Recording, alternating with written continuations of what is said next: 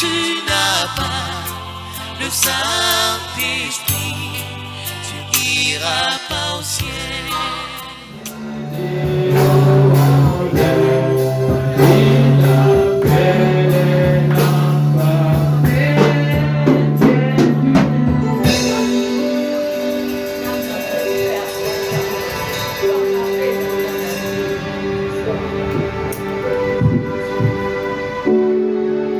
Seigneur Jésus-Christ, notre Dieu et notre roi, nous bénissons grandement ton Saint-Nom, Seigneur, parce que tu as permis que nous puissions être ici ce soir. Nous te disons merci, toi le Dieu de grâce, le Dieu d'amour, le Dieu de miséricorde, de nous avoir réunis ici dans ce lieu prévu pour que nous adoration de ce soir. Bénis mon frère, bénis ma soeur. Et maintenant que nous voulons maintenant partager ta parole, Seigneur, nous te prions de bien vouloir descendre, Seigneur, et prendre la place. Car il est écrit que dans le dernier jour, personne n'entraînera ton frère, mais tous nous serons entraînés de toi. Nous nous recommandons entre tes saints, Seigneur, écarte l'humain du chemin, viens utiliser les dons que tu as placés à nous, afin de pouvoir transmettre la vie ce soir. Car les paroles de l'homme, c'est une mensonge, c'est ta parole qui est la vérité. Seigneur, tu nous as promis que nous connaîtrons la vérité, cette vérité nous affranchira. Viens alors ce soir nous assister devant nous. Nous condamnons tout autre esprit qui ne confesse pas le nom de Jésus. Nous le statuons de Seigneur afin qu'il aille dans le arrive. Que la grande colonne de paix puisse prendre la prééminence de ces raisons du début jusqu'à la fin. Nous pour ta propre gloire, au nom du Seigneur Jésus-Christ. Amen. Et le Seigneur vous bénisse richement ce soir. Moi personnellement, je suis dans la joie de vous retrouver ce soir. Et nous bénissons le nom du Seigneur pour cela. Et nous remercions aussi le révérend David de là où il est, il va nous suivre. Pour cette marque de confiance qu'il a placée en nous. Ce soir, sans plus tarder, je vous invite à vous tenir debout. Je vous prie d'ouvrir vos Bibles dans Matthieu. Matthieu 16.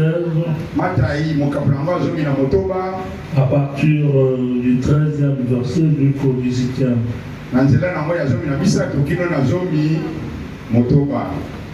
Donc, Matthieu 16, 13 à 18.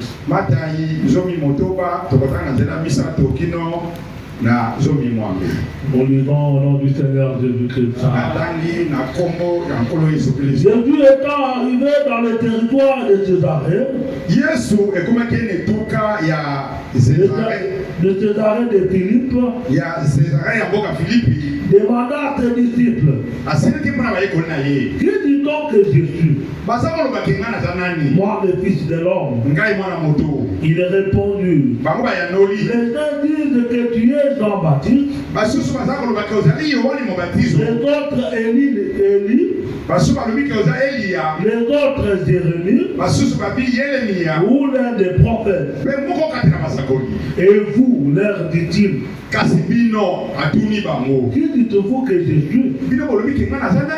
Simon Pierre répondit, tu es Christ, le Fils du Dieu vivant.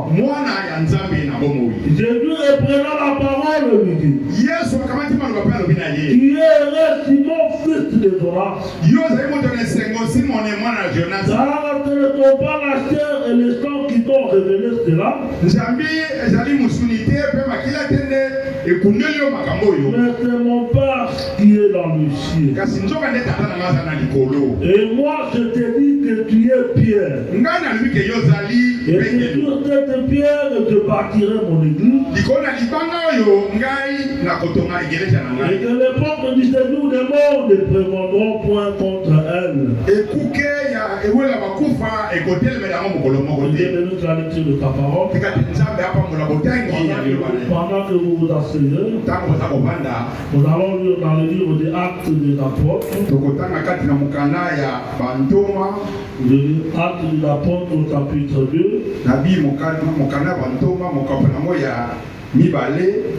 Et nous lirons à partir du 37e et jusqu'au 38e verset.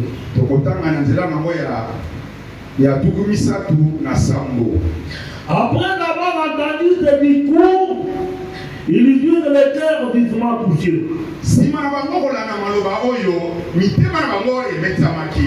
Et il dit à Pierre et aux apôtres, aux autres apôtres, oh mon frère, que ferons-nous?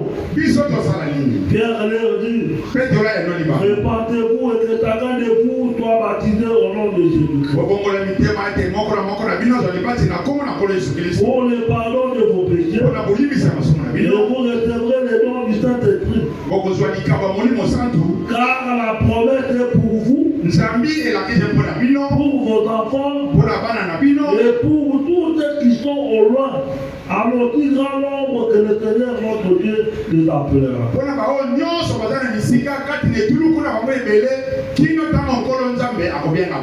Amen, l'Église. Amen. Amen. Est-ce que nous sommes dans la gloire ce soir? En fait, nous allons le lire comme écriture. Nous allons essayer de partager quelque chose de très important ce soir. Nous allons parler sur la révélation spirituelle de la parole. Amen. La révélation spirituelle de la parole. Comment toi tu es venu au message? Comment es-tu venu au message? Tu es venu au message. Parce que tu as trouvé tes parents ont cru le message.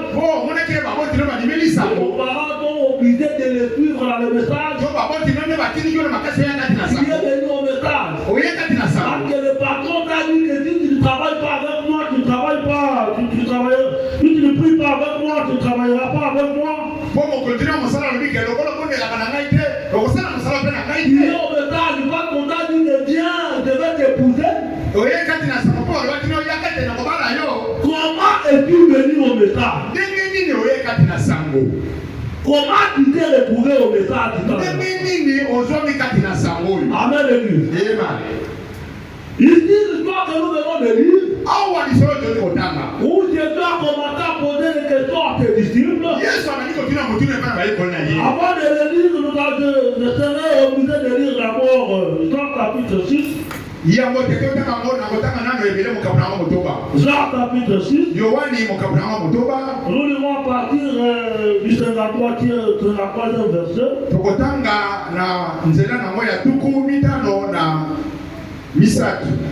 Jésus a dit en vérité, je vous l'ai dit, si vous demandez la chair du Fils de l'homme, et si vous ne vivez son sang, vous n'avez pas la vie en vous-même. Celui qui mange de ma chair et qui boit mon sang a la vie éternelle. Et je le ressusciterai au dernier jour. Car ma chair est vraiment une nourriture. Et mon temps est vraiment un breuvage. Celui qui mange ma chair et qui boit mon sang demeure en moi. Et je demeure en lui. Comme le Père qui est vivant m'a envoyé, et que je vis par le Père, ainsi celui qui me mange vivra. C'est ici le pain qui est descendu du ciel. Il n'en est pas comme de vos pères qui ont mangé la manne et qui sont morts. C'est lui qui mange ses pains vivra éternellement. Et lui dit des sortes dans les synagogues en tenant en Capernaum. Plusieurs de ses disciples, après l'avoir entendu, disent cette parole est dure. Qui peut l'écouter? Amen. Après tes reçus, quelqu'un est en train de parler avec ses disciples. Il a commencé à présenter son message. Frère Abraham a dit, avant que tes jours viennent, que Dieu avait fait beaucoup de miracles.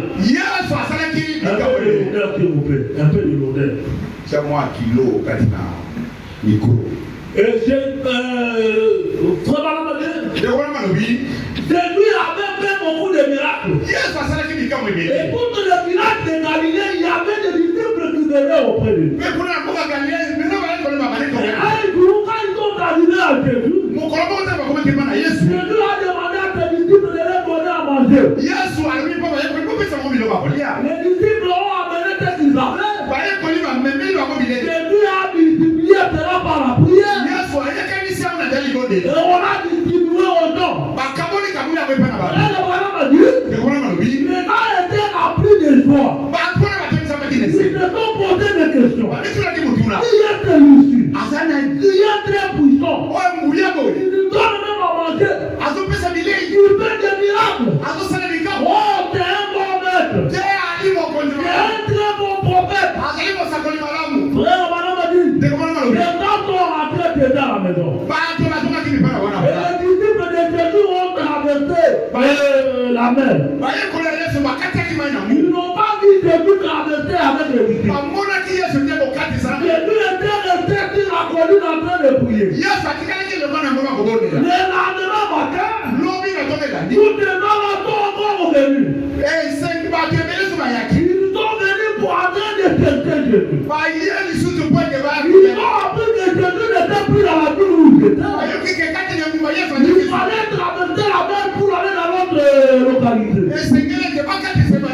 Ils ont traversé. Ils ont suivi Jésus. Ils ont posé la question à Jésus. Maître, nous n'avons pas vu quand tu bien traversé. Ils sont venus. Et Jésus savait pourquoi ils étaient venus. C'est pas que hier ils ont mangé. Ils sont venus encore pour manger tes jours. Jésus connaissant cela, il a commencé à prêter la parole. Il est là, dit, si vous ne mangez pas manger, et si vous ne voulez pas de mon temps, vous n'avez pas de part avec moi. Amen, l'église. Est-ce que vous êtes avec moi? Est-ce que nous sommes ensemble? Ils sont venus vers Jésus. C'est pas que hier ils avaient mangé. Ils ne sont pas venus vers Jésus en intention d'écouter la parole. Et ils sont venus pour manger et contempler comment Jésus va opérer des miracles. Amen. Et quand Jésus les a regardés, il a dit, si quelqu'un ne mange pas de mon faciès, si quelqu'un ne boit pas de mon sang, il n'est pas digne de moi. C'était très fort pour eux. C'était très fort pour eux. Ils se sont regardés. C'est comme il veut que nous voyons des vampires. Il veut que nous voyons des cannibales. Non. On ne peut pas supporter cela. On ne peut pas supporter cela. Amen. Mais l'autre Jésus a commencé à poser la parole.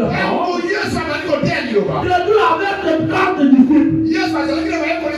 Frère Abraham a dit, la majorité de ses disciples se sont retirés. Ils ont entendu Jésus parler de cette manière. Mais Jésus a regardé un petit groupe rester avec lui. Il a rapporté la question. Et vous, pourquoi vous ne partez pas? Amen, l'église. Et vous, pourquoi vous ne partez pas? Pierre a regardé Jésus. Il lui a dit, à qui nous allons tenir? Il a la parole de la vie. Mais, malgré Pierre a répondu cela, Pierre ne comprenait pas ce que Jésus avait dit. Amen, l'église. Pierre et les autres n'avaient pas compris ce que Jésus avait dit. Mais Pierre était convaincu dans son cœur que Jésus avait la parole de la vie. Jésus qui était revêtu pour les races. Amen, l'église. Restez-nous comme ensemble. C'est là que nous posons la question à savoir. Comment toi tu es arrivé au message? Il est venu au message. Parce qu'on t'a dit. On allait célébrer la bise. L'histoire de l'amour. On va te donner le travail.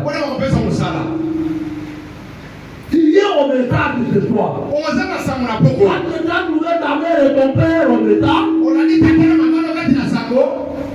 Il était comme cela. Vous êtes mal parti. C'est la raison pour laquelle vous ne parvenez pas à recevoir la vie éternelle. Nous allons lire le frère Branham pour voir. Pierre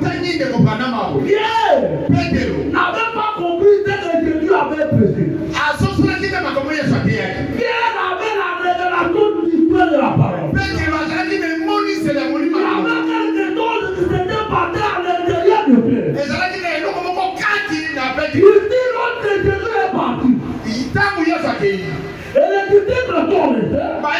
Le nom de la Pentecôte. Plusieurs personnes sont venues pour voir comment les disciples étaient en train de parler avant. Et lorsqu'ils sont arrivés, ils se posaient des questions. Qu'est-ce que c'est? Qu'est-ce que c'est? Ta tête est déjà horrible. Maintenant, le Pierre a pris la parole. Pour lui dire. Ces gens ne sont pas libres. On ne peut pas t'enivrer à tes terres. Il leur a présenté l'accomplissement de son rôle de Dieu. Après les témoins de Pierre, la Bible dit, leur cœur est justement touché. Ils ont posé la question à Pierre. Oh mon frère, que ferons-nous? C'est là que tout le monde veut comprendre. Comment toi tu es au message? Je vais lire ça là-bas. Je vais faire l'effort de faire parler ça là-bas. Je suis dans les projets de cette âge de l'église. Dans la partie la révélation de Jésus-Christ. Et on parle de 13.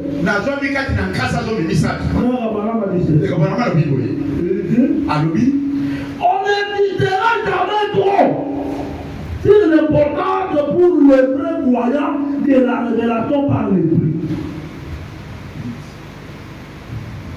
On n'existera jamais trop sur l'importance pour les vrais croyants de la révélation par l'Esprit.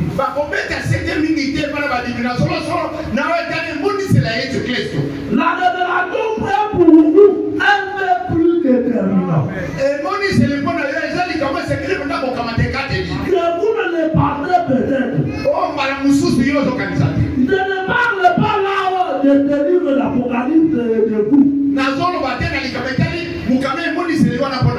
Je parle de toute révélation. C'est une chose d'une importance capitale. Pour l'église, vous souvenez-vous de Matthieu 16?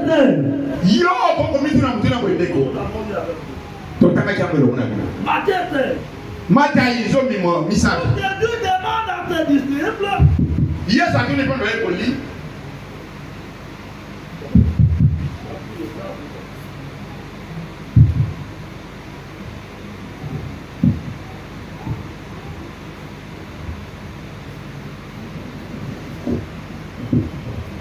Ok. On va continuer aussi. Il est nécessaire. Vous devez vous demander à terre. Vous devez demander à terre. Oh yes, I don't keep on Il dit donc que Jésus, moi le Fils de l'homme. Il m'a répondu. Les gens disent de tuer Jean-Baptiste. Les autres élus. Les autres Jérémie. Pour l'un des prophètes. Et pour l'un des disciples. Si tu te trouves que détruit. Ils vont bien répondre. Il y a les Christ et les Christ du diable. Jésus reprenant la parole lui dit. Il y a qui vont plus de dollars. Reprenant la parole lui dit. Il y a qui vont plus de dollars. Là, ce ne sont pas la terre et les temps qui t'ont révélé cela.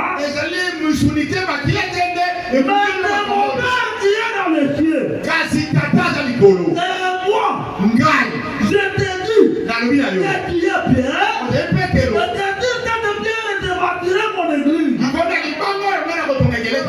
que les portes de tes tours de mort ne prévaudront point. Les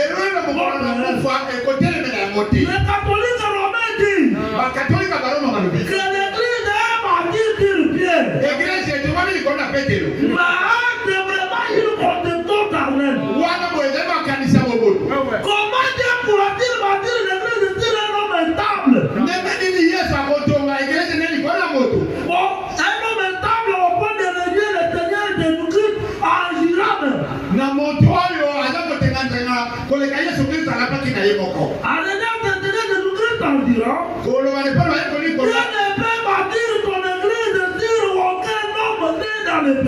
Yesu Kristo akoma tumegeleza nete ni kwa nini mtaboda Et il ne s'agissait pas d'une pierre qui se trouvait là. Il ne s'agissait pas de Libanga. Une pierre qui était là. Il ne s'agissait pas. On ne parlait pas d'une pierre. Il ne s'agit pas d'une pierre qui se trouvait là. Comment Dieu avait sanctifié les tonnes? Comment Dieu avait sanctifié les tonnes? Pourquoi la femme a sanctifié ma bébé? Voilà, on continue. Je le dis. Et ce n'est pas non plus comme l'église des protestants que l'église est bâtie sur Jésus. C'est de la révélation qu'il s'agissait. Lisez-le comme c'est écrit. Ce ne sont pas la terre et les temps qui sont révélés cela. Mais mon Père l'a révélé. Il dit que nous montrer que l'église n'est bâtie sur Pierre. L'église n'est pas bâtie même sur Jésus. Mais l'église est bâtie sur la révélation. Et donc quand vous êtes à l'église, vous devriez avoir une révélation. Quand vous venez ici à l'église, tu parles de la révélation de votre Père. Vous venez à l'église, tu la révélation de votre mari. Ou bien la révélation de votre époux. Non, vous devez avoir une révélation spirituelle de la parole. Écoutez ce que Paul m'a dit. Une fois vous avez la révélation spirituelle de la parole, maintenant qui vous conduira à recevoir la vie éternelle. Parce que souvenez-vous, lorsque Pierre a eu la révélation, il n'était pas encore à la Pentecôte. Pierre a décidé de fuir à la Pentecôte. Mais ici,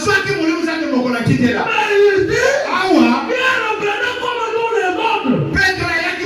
Ils sont venus vers le début. Il n'était pas encore à la Pentecôte. Mais il avait reçu la révélation de qui était Jésus. Toi, Jésus n'a rien contre que le message du temps de la fin. Vous êtes maintenant au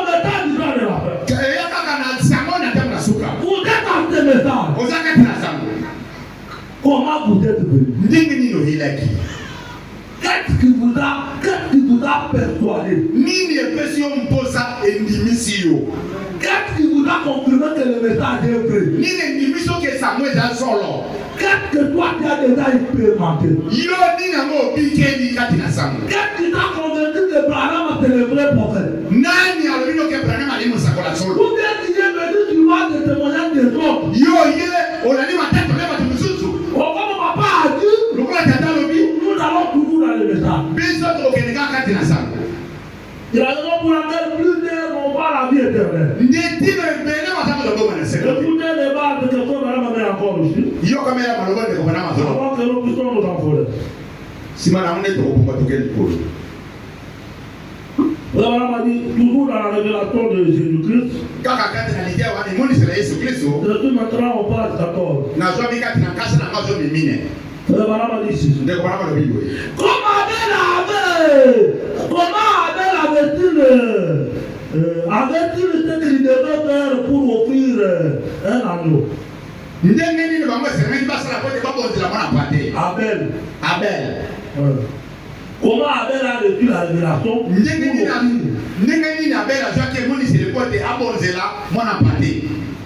Comment? Comment Abel a-t-il qu'il devait faire pour offrir un sacrifice agréable à Dieu? Il a reçu par la foi la révélation d'Islam. Caïn n'a pas eu une telle révélation. Pourtant il avait reçu l'ordre. Oui, il avait reçu aussi l'ordre d'aller à l'église de offrir le sacrifice. Caïn et Abel étaient membres d'une seule même église. Ils étaient membres d'une seule même église, comme vous l'êtes. Mais Caïn était cultivateur. Mais celui-ci était berger. Amen l'église. Maintenant, Dieu a révélé Abel. C'est le péché est venu par le sang. Pour adorer, il faut le sang. Amen. On va continuer aussi. Il a reçu par la foi la révélation du sang. Caïn n'a pas reçu une telle révélation. Par conséquent, il ne pouvait pas remplir un sacrifice correct. Amen l'église. Quand vous n'avez pas une révélation, vous n'offrirez pas un sacrifice correct. Si tu n'as pas reçu la révélation qui fait que le message de Dieu, c'est la raison pour laquelle votre vie chrétienne de Dieu est de plus en plus instable.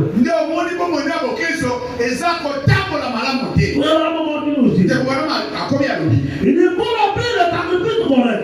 C'est une révélation provenant de Dieu qui a fait la différence. Et a donné à Abel la vie éternelle. A donné à Abel la vie éternelle. Il dit, vous pouvez tout à fait recevoir ce que dit le pasteur. Vous êtes en train de le terminer. Cependant, malgré l'éloquence avec laquelle cela peut vous être enterré, tant que Dieu ne vous aura pas révélé que Jésus est le Christ, que c'est le temps qui vous purifie, et que Dieu est votre prophète, vous ne pourrez pas avoir la vie éternelle. C'est la révélation spirituelle qui l'opère. Amen. Maintenant, nous allons rentrer dans cette que nous appelons l'histoire de Pierre. Et les autres disciples. Ils connaissaient Jésus. Il vivait avec Jésus. Il connaissait la mère de Jésus. bayebaki mama na Yesu, il connaissait le papa de Dieu, bayebaki kaka na Yesu, il connaissait d'où Jésus venait. bayebaki bisika ni Yesu awuti. Amen. Amen. Ils étaient tous des Galiléens. Maman nyonso bayaki bayimbo ka Galilée. Mais à tout à coup, ils ont dit, leur ami est appelé au ministère.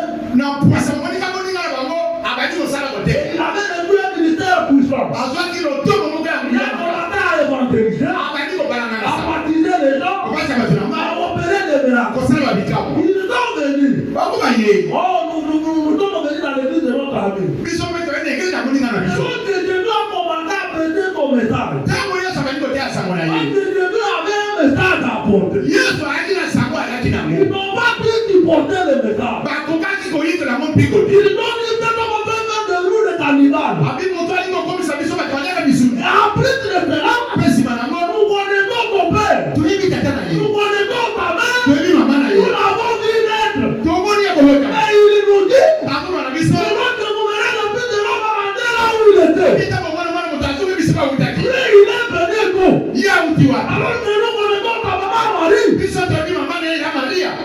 C'était compliqué. Ezali mokulu makasi. Pour que les gens croient en Dieu. Po te bato balimela Yesu. C'était très compliqué. Ezali mokulu makasi. Mais Pierre, Kasi pete. il faisait partie aussi des nombres de cela. Ye azalaki mpe kati na bato wana nyonso. Avec les 12, Na bazomi moko na zomi. ils étaient parmi les 70. Azalaki kati na bato Mais baki tokosamba. lorsque les autres ont commencé à réfléchir, Tango bamiso bali kokanisaka. ils ont dit, Balobi. non, non, non, non. Te pete te. Selon la loi de Moïse, Te. nous ne pouvons pas manger la tête de l'homme. Na mibeko mo se Nous ne pouvons pas boire le sang. Kombe ya maziwa moto. Non, non, non, non, non. Te te te te. Ça dépend de la parole. Ba Il ete. était bon retiré. Bango bazongisi. Mais, Kasi.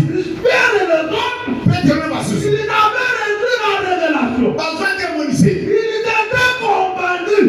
Bango banimisa Ils maki. étaient persuadés par le message. Bango banimisa maki na sa. Ils savaient que ça c'était la vérité. Bango bayebaki bosolo yo Et koleka. c'était qu'ils avaient d'apporter avec le message jusqu'au bout. Nde memaki bango na sango kino na suka. Plusieurs personnes. Ebela bato. Ils étaient venus pour leur propre intérêt. Bayaki mpona koluka bantoma na Quel intérêt? litoma nini. Venir pour manger. Mpo kolia. Venir pour contempler le miracle. Mpona kotala Et bikabo. c'était temps. Ezalaki na ngonga moko. Amen. Amen. Regarde ma dit Ndeko bana mwana bibo. et que toi qui es venu, Na poko yo ye. convaincu par la parole, Ondimisa mi pena liloba. ou bien tu es venu pour un intérêt quelconque. Oye mpona oluka litomba moko boya mosala libala to oye koluka biloko ya kolia.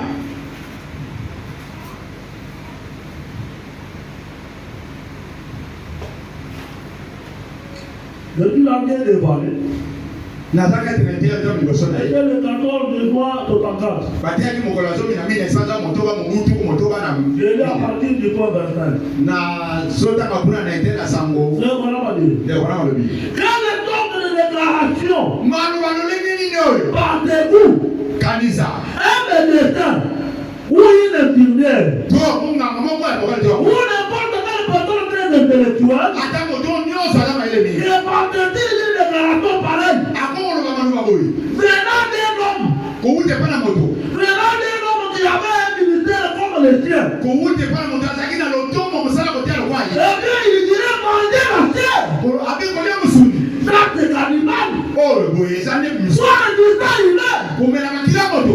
c'était un vampire. Oyo boye eza nde moto okelaka makila. Autrement dit, Na lelo il mosusu. devait faire de nous des cannibales Ali kokomisa biso bato et balia. des vampires. Mpe bato bamela Et makila. tout l'auditoire était couragé de lui. Losambo nyonso bakimaki bakendeki. Il y avait aussi une association de prédicateurs avec lui. Ezalaki mpe etomo moko batei wana elongo na ye. 70 qui avaient été choisis. 70. Bango nyonso bazalaki wana boye. Il était tourné vers cela et il a dit, Balukaki bakomi epai ne balobi. que pensez-vous quand vous verrez le fils de l'homme monter où il était auparavant? Bino bakokanisa nini ntango mwana moto amati likolo azongi na esiko ntango azalaki liboso. Or, il ne l'a pas expliqué. Nzoka nde alimbolaki bango te. Il n'a jamais expliqué comment c'est Paul qui l'a fait plus tard. Ndenge nini akolimbola yango nde mpona ye kolimbola yango nsima. Il a dit, Alobi c'est tout. esili. Voyez?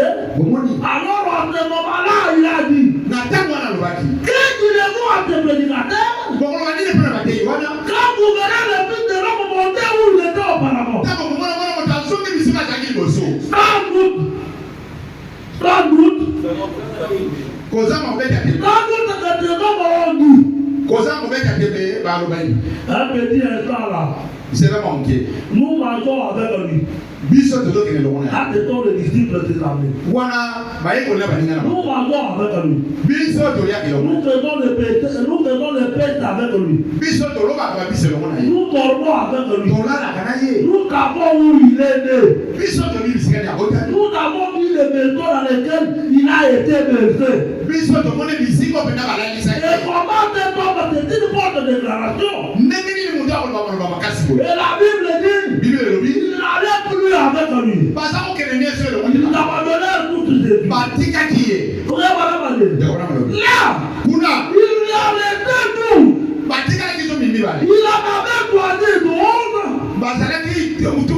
Elle était un démon. C'est ce qu'il a dit. Alors il était tourné vers eux. Et personne ne pouvait expliquer ce qu'il avait dit. Ce qu'il venait de dire. Comment feront-ils pour manger ta terre? Et boire ton corps? Et comment il est descendu? Alors qu'il est né ici même sur terre.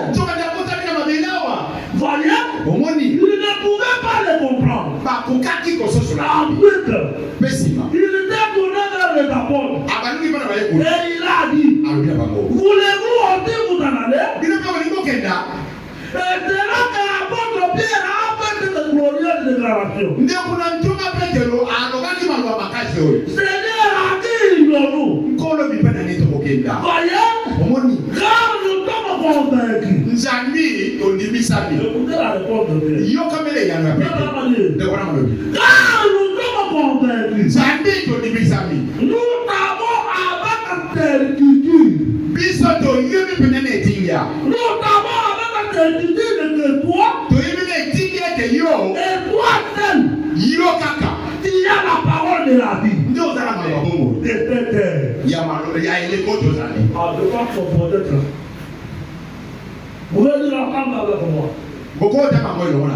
Pierre, il était convaincu. Il était convaincu. Et lui seul avait la parole de l'heure. Est-ce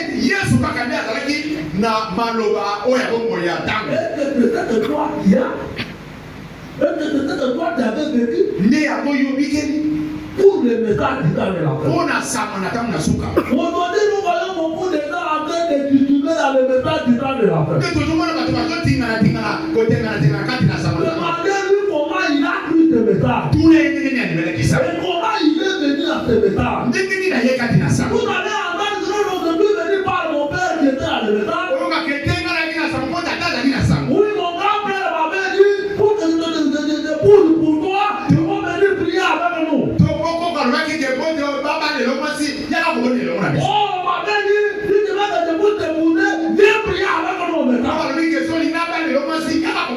Oh, ma femme m'avait dit que chez nous, on ne te marie pas avec les gens du dehors, viens dans notre église.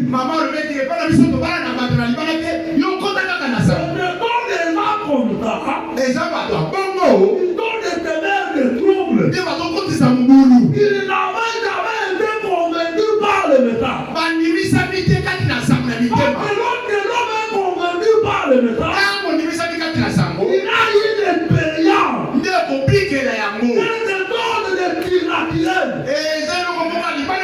Il te passe dans ton cœur. Il lui fait croire que le message est la seule vérité absolue.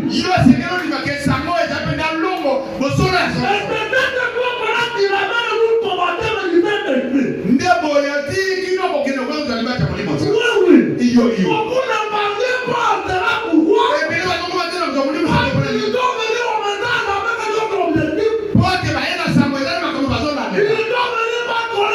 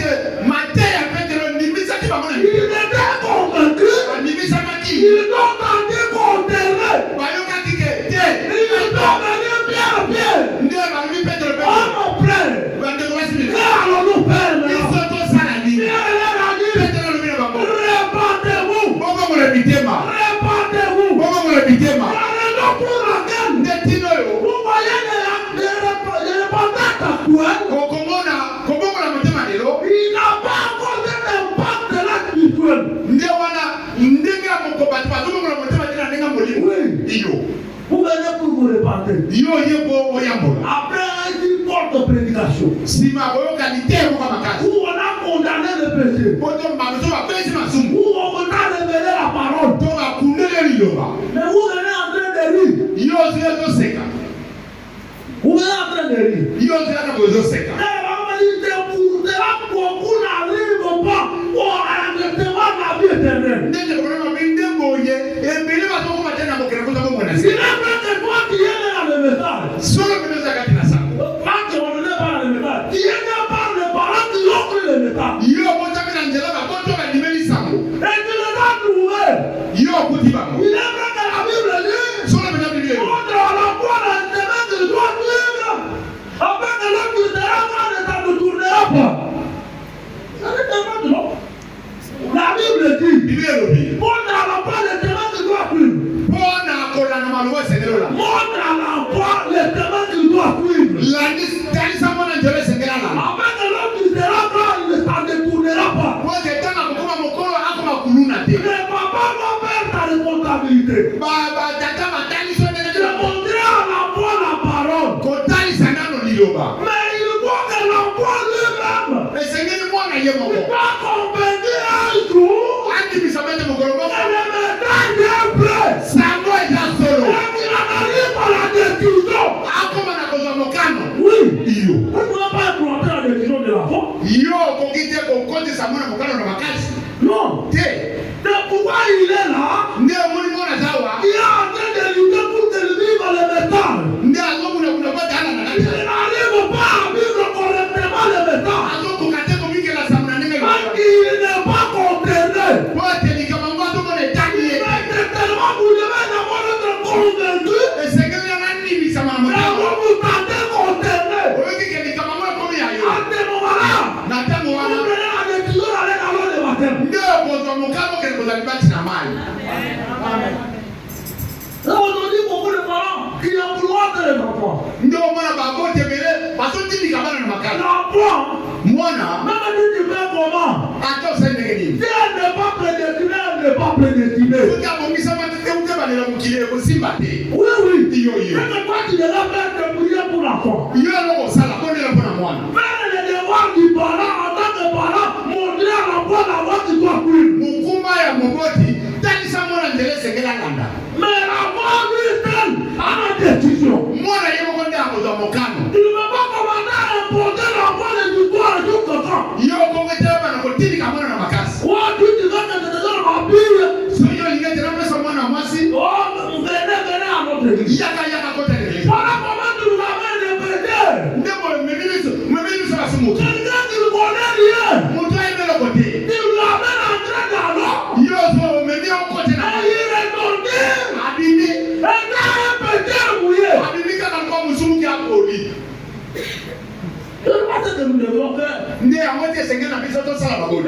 nous, nos parents, nous avons fait 20 ans au message. Nous avons fait 30 ans au message.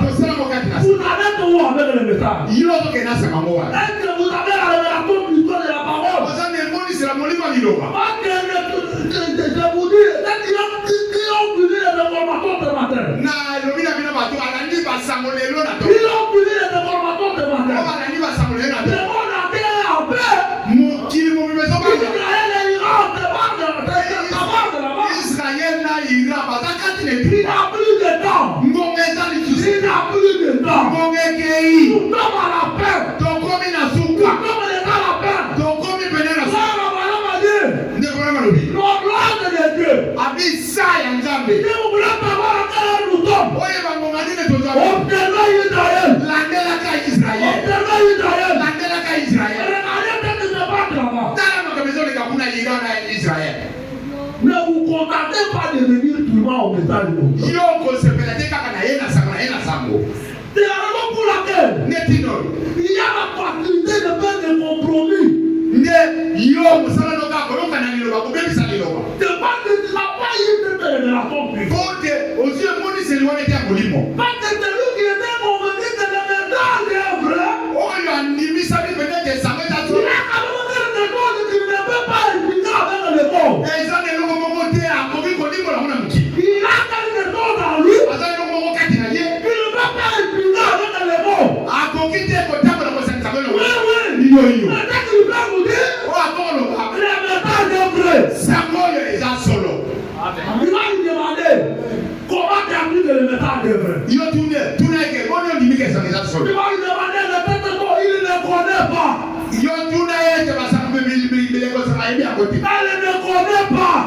côté. Maintenant que là, je connais Oya yebi. que le message est vrai. Sango yo eza solo. Et que quelque chose de tes partenaires à vous. Côté no mo le ki kati na ye. Quelque chose de tes partenaires à même. Et no mo le ki kati na ndeko mwasi. Iyo. Raison pour laquelle, Netino yo. l'autre de Pierre, Tango pete. malgré le pouvoir de Dieu de vie, Ata ko ba ko wa na. malgré le pouvoir tomber, Akoko kweya. Pierre n'a pas abandonné le message. Pete la sunela ki sangote. Oui, oui. Iyo iyo. Pierre n'a pas abandonné le message. Sunela ki sangote. Écoutez ce que je vais dire. Yo kamelo ndeko bana lobi.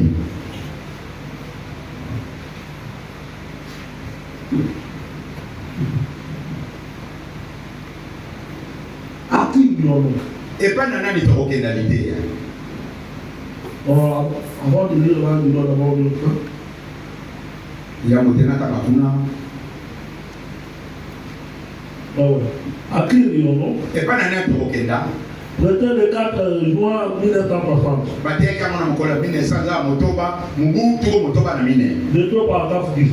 Na zo mi kati nete na sama motobi. Voilà, dit. Ndio wana mlo. Non, c'est là. Kasi mokolo wana. Pierre pouvait répondre comme beaucoup parmi nous ce soir. Pete la kokaki ko ya no lokole mbele kati na biso na poko. Il avait trouvé quelque chose de différent. Azwa ke loko moko ya bokeseni. Il avait rencontré Jésus. Akutana kina Yesu. Et il savait qu'il y avait donc quelque chose de plus que le Père de rien tout simplement. Ye ayeba ke atande loko moko ya mutu ya koleka. Tout celui qui rencontre Jésus Motono sa kutana Yesu. ne va plus jamais errer. Akokisu ko yenga yenga te. Amen. Tout celui qui rencontre Jésus Motono sa kutana Yesu. ne peut plus jamais errer. Akokili susu te ko yenga yenga. Amen. Amen. Mais quand tu as rencontré Jésus, la parole de ton tour, Yo kutana Yesu lelo ba mokolo na yo. mais qu'est-ce que tu fais là dans les maisons dénominationnelles? Kasi kati na ndako bato bingongiseli ko yenga yenga olukaka nini. Na mangoma kolukaka ma prophétie. Sur la montagne tu vois là-bas pour aller chercher les prophéties.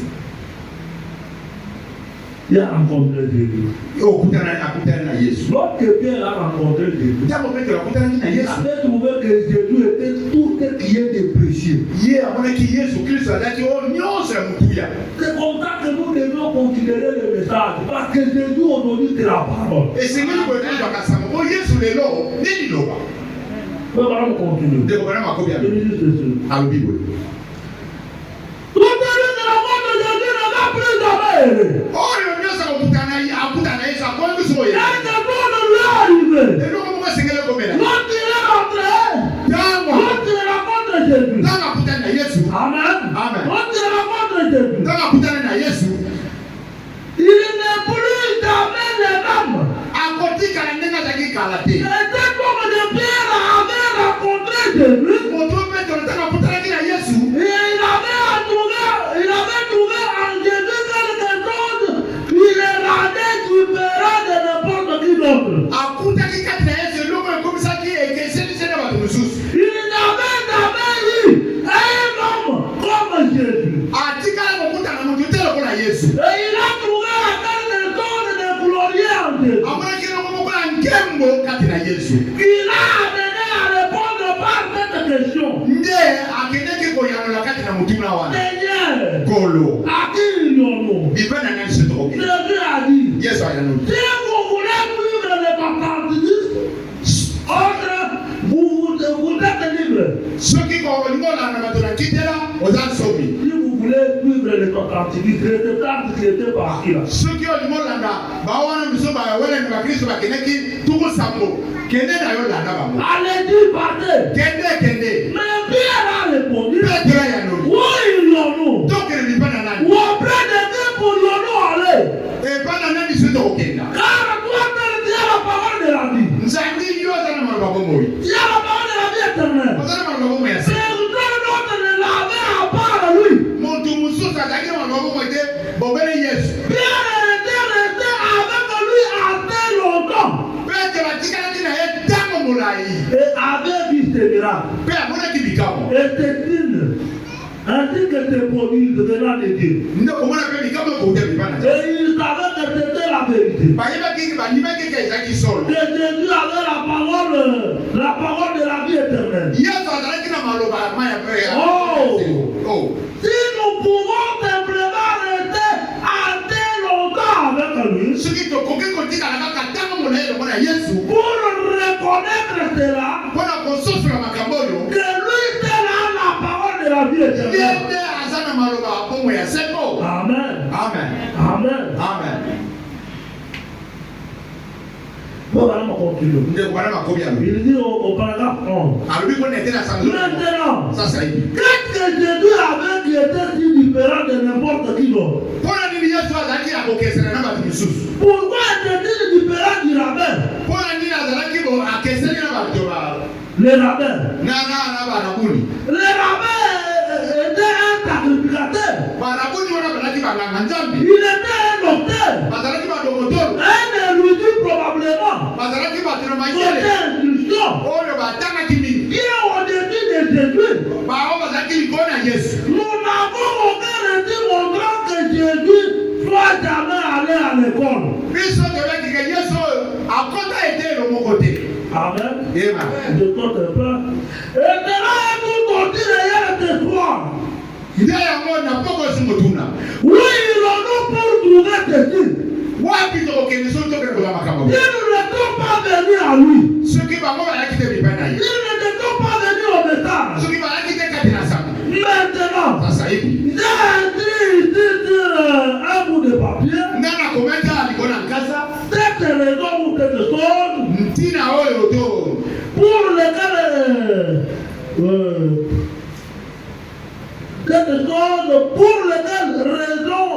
pour lesquelles nous devons aller auprès de Jésus.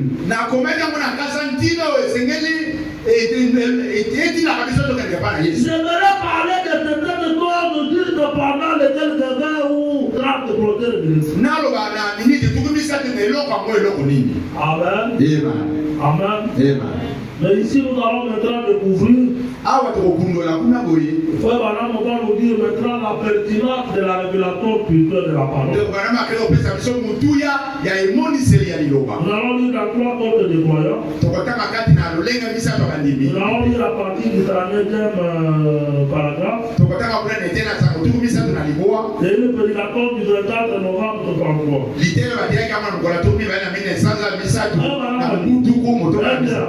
Remarquez, Pierre était convaincu que c'était le Messie.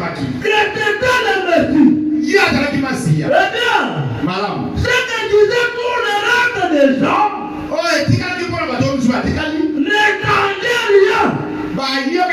Ce que disait tout le reste des gens n'étendait rien. Ce que disait le sacrificateur n'étendait rien. Pour Simon Pierre, ce que disait l'Église n'avait aucune importance.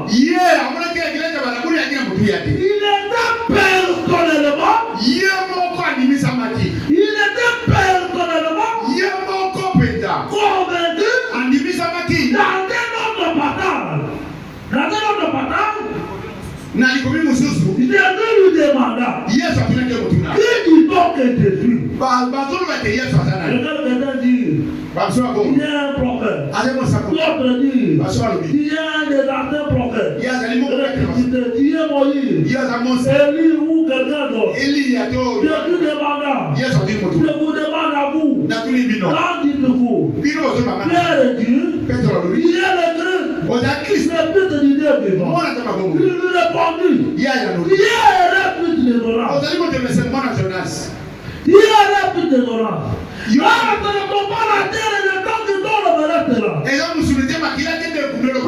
jamais appris cela dans un livre d'un credo ou dans un catéchisme. C'est mon Père qui est dans le ciel. Il t'a révélé cela. Voilà un croyant authentique. Amen. Je crois que vous lisez ensemble avec moi. Voilà un croyant authentique.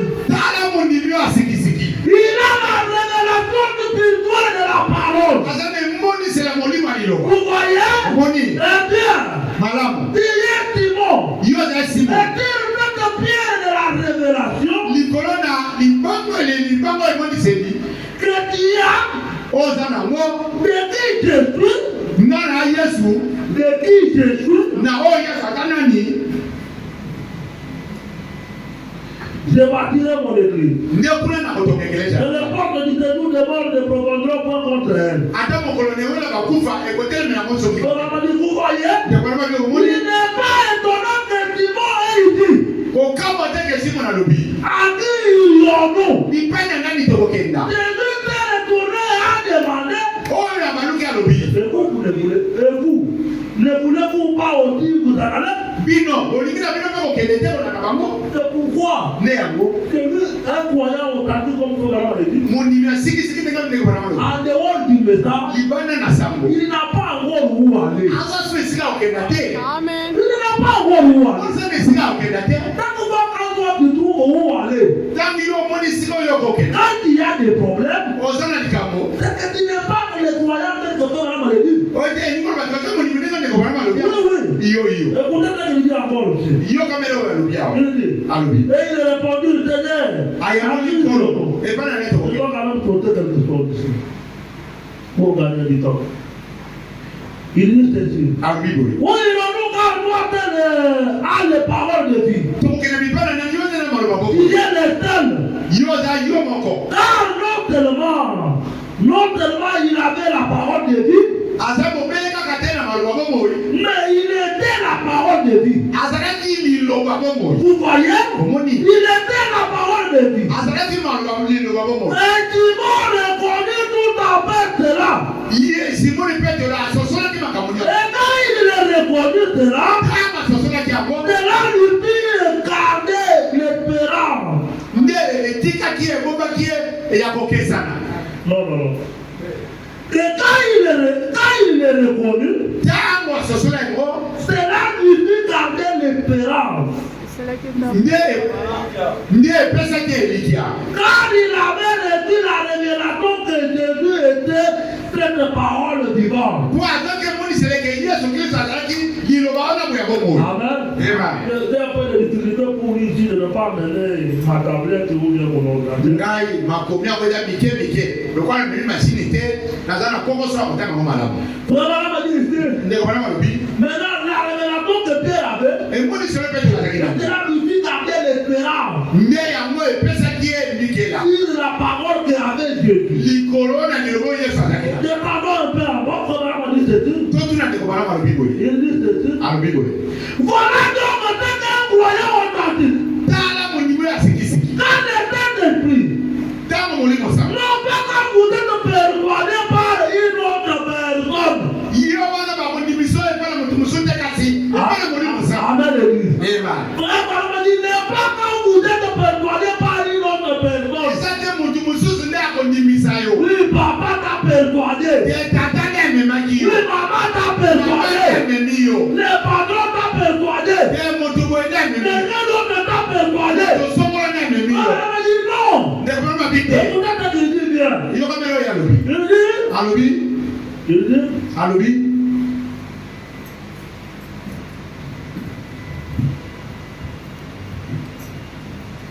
voilà donc maintenant un croyant authentique. Tala mo ndimi sikisiki. Dans les Saint-Esprit non pas quand vous êtes persuadé par une autre personne, Eza te ke bandimiso bana mutu mususu. ni autre chose, To yo mususu. mais quand le Saint-Esprit vous a révélé Tango molimo santo akunde no la makala. parole, Liloba. quand le Saint-Esprit vous a révélé la parole elle-même, Tango molimo santo yebo ba akunde no liloba. et que vous voyez la parole rendue claire et confirmée, Omoni liloba ngengisa mi bosono pene yango pelele. alors l'Esprit de Dieu vient entrer dans cet âge Nde wana boye kotino ko takati leko. avec la parole pour cet âge. Nde o katina liloba neleko wana. Elle est là manifeste. Nde yango etalisa mi pelele. Comment quelqu'un serait-il empêché de croire à l'idée? Nde nini ni moto akene ko ndima moto songolo. Comment quelqu'un serait-il empêché de croire à l'idée? Nde nini ni moto akene ko ndima lite. S'il avait eu connaissance de cela, soki azalaki na boyebi nango l'idée était réformateur. litero azalaki réformateur L'esprit de l'homme molimo moto parut alors pour les réformes avec Autrey. ebimaki boye mpona bato ya kobongisa makambo na lolendo C'est plus pareil. eza bongo On devait croire à cela. esengelaki bandimela yango Vous voyez? moni C'était le message pour l'étage de l'église. ezalaki sango mpona eleko wana boya mangomba C'est exactement ce qui était arrivé. ezempele moko makambo wana ekomelaki bango C'était ce qui devait arriver. nde yango esengelaki kokoma On devait croire cela. esengelaki kondimela yango Et nous voici arrivés à l'âge de la Odyssée. tala biso tokomi kati na eleko ya Et laodi on nous a appris que dans l'âge de la Odyssée, bandimisi biso te kati na eleko ya laodikia Christ a été mis dehors. kristo oyo bandimisi libana egereja Et qu'il ne frappe même à la porte. ye yaka kobetela ekuke Essayant d'y rentrer. azomeka pote akota Et quand nous voyons ce qui est arrivé, ntango tomoni makambo ekomi nous savons dans quel âge nous vivons. tokoyeba kati na eleko nini toza kobika Nous sommes donc à la fin de l'histoire du monde. tokomi na suka masolo ya mokili Le livre est en train d'être achevé. wana boye mondele yango ebandi kotiama Un jour ou l'autre, mokolo moko to mokolo mosusu la dernière ligne sera écrite nde wana mondele suka ekotiama et il sera fermé. nde wana boye bakani Alors il n'aura plus de temps. wana mbongo ekozala lisusu te Et un grand drame est en train de te préparer. kasi etumba moko ya monene eza kobongisama Un grand drame est en train de te préparer. likambo moko ya monene eza na kobongisama Amen. eba Et c'est comme à table.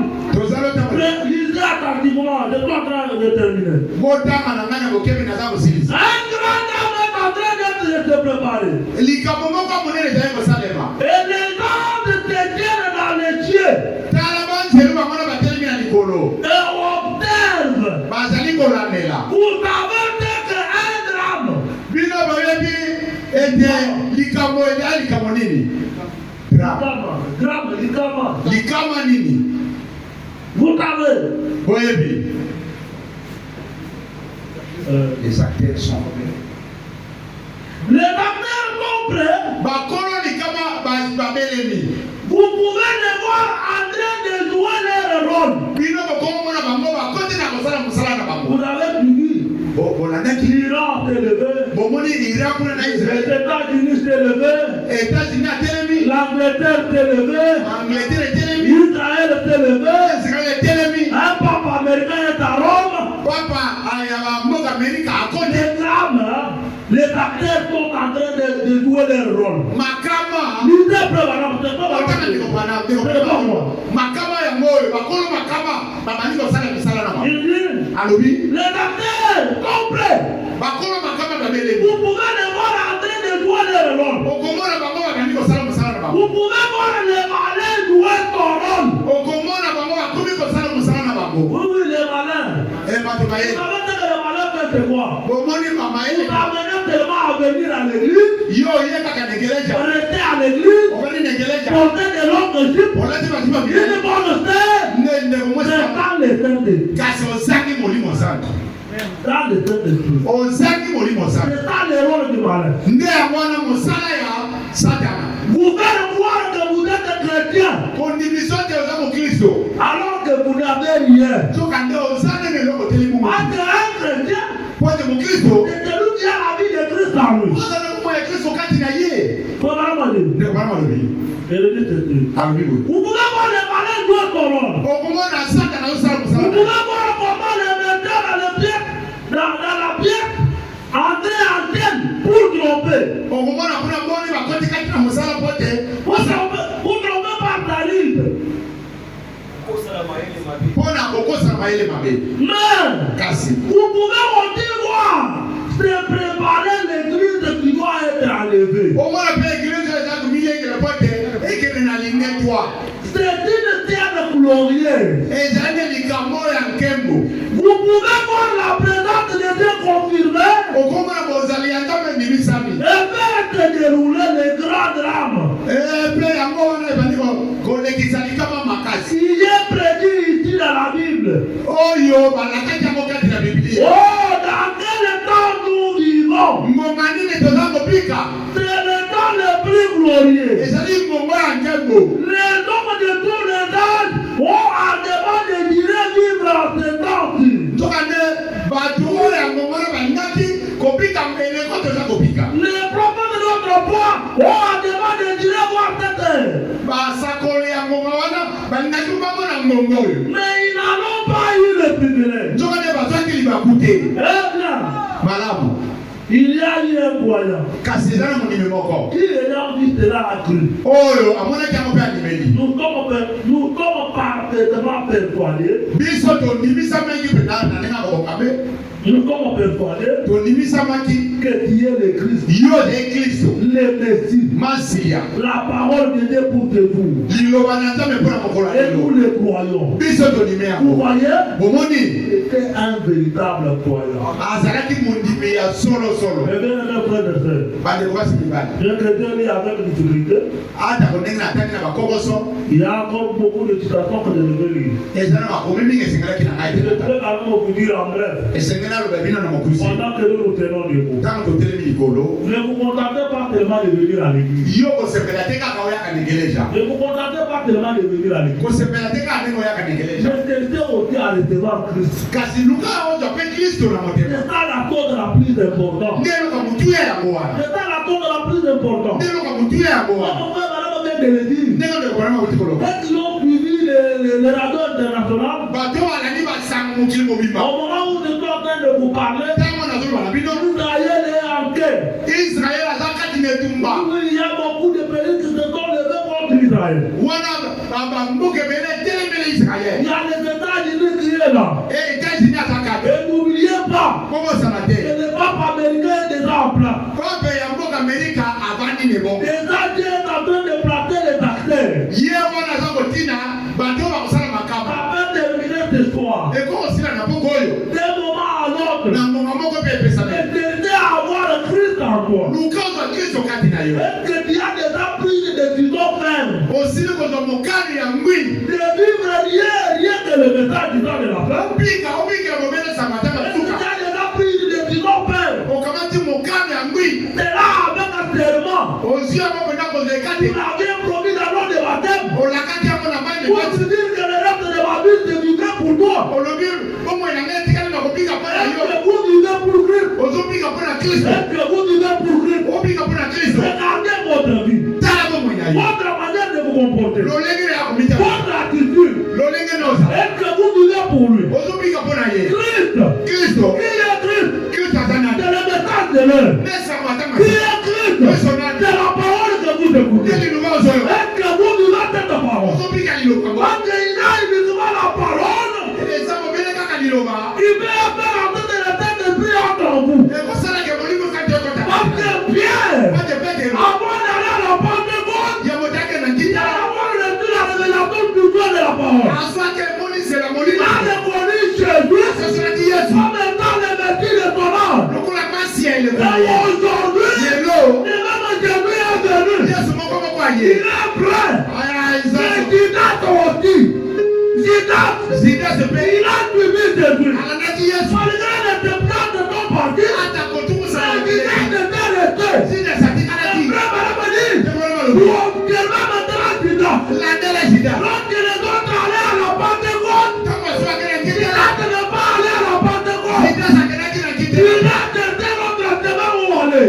Ye akelaki esika na. Pourquoi? Mpona Il nini? n'avait pas reçu la révélation de qui était Jésus. Aswaki te Et emonisela. c'est toi qui as eu la révélation de qui est ce message. Yo ozwaki emonisela Qui esango. était ce message? Sango yo. Est-ce que vous n'avez pas déjà reçu la révélation? Yo ozwaki pene emonisela. Amen, l'église. Est-ce que tu as la révélation? Oza emonisela. C'est ça qui est le message. Esango eloko nini? L'air ne plus. Topesa biso te. L'air ne plus. Mongekei. Ça peut marcher ce soir. Ekoki Et kondina. l'épouse va s'en aller. Mpe ale mwasi na yo Et alaki. pour y aller, Mpona il kokende. faut avoir le temps de Dieu. Esengela kwende. Est-ce que Dieu a déjà marqué ton âme? Nzambe atie Est-ce que Dieu a déjà marqué ton âme? Nzambe atie moyenge mpona yo. Est-ce que tu as déjà pris une décision ferme? Osi mokano ya ngwi. Une décision ferme. Mokano ya ngwi. C'est uniquement la parole. Obele biloba. Je ferai uniquement la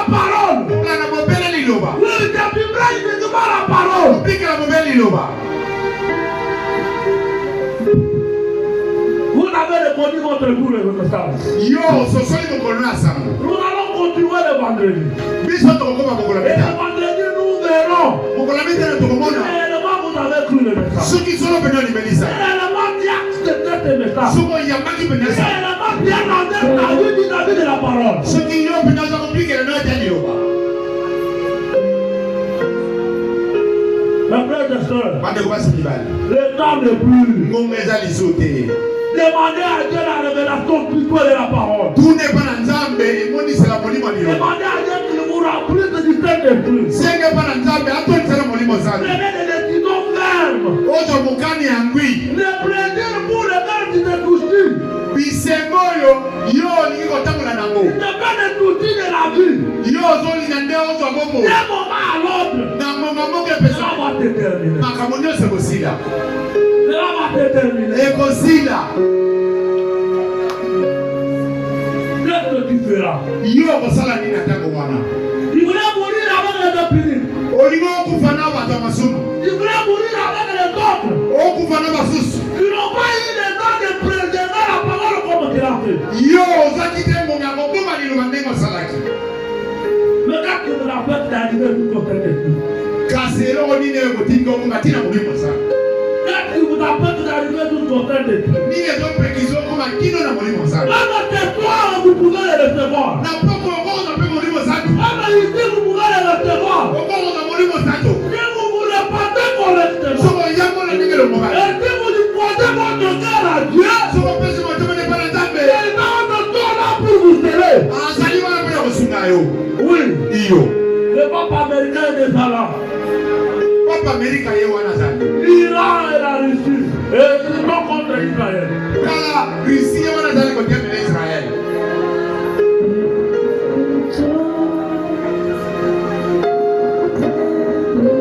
Thank you.